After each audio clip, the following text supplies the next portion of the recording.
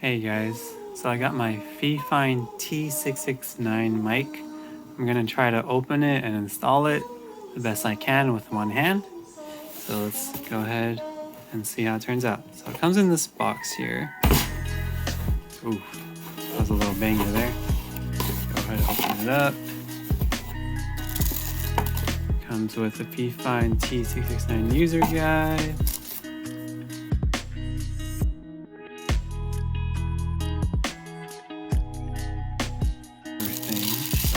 This aside, and here's all the goodies. So I'm gonna go ahead and put this all together, and I will go ahead and show you how it sounds later on, because I'm currently using my SteelSeries mic, which, you know, I've been having some issues with the microphone being a low output.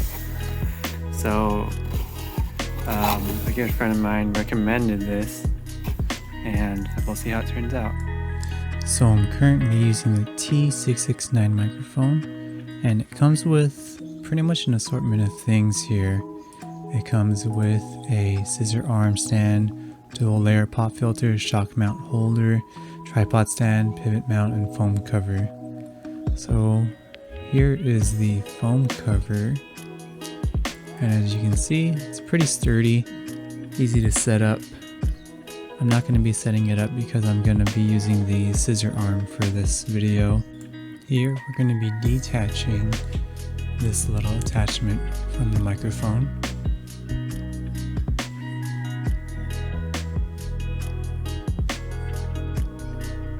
And now we're going to be putting on the foam cover. Now this is where people sort of get in trouble. You have to put the microphone on top of it like so, instead of the other way, which the video will show, so don't do this way.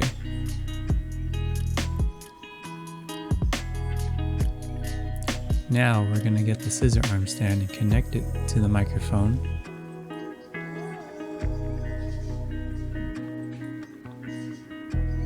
And it's connected here.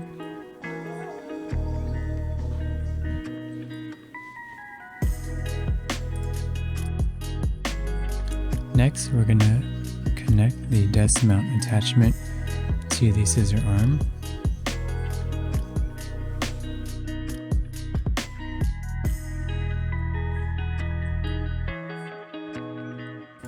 Now we're going to be connecting the dual layer pop filter to the microphone, as so. I found that connecting it to this spot here is very convenient.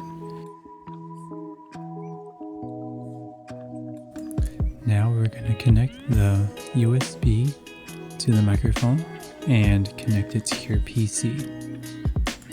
And that's pretty much the whole setup. It was fairly easy. A couple misdirections here and there, but we got it up and running.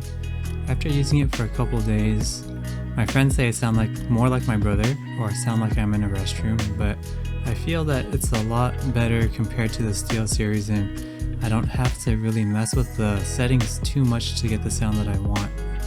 As always, thanks for watching. If you enjoyed what you saw, I'll make a couple more videos. Until next time.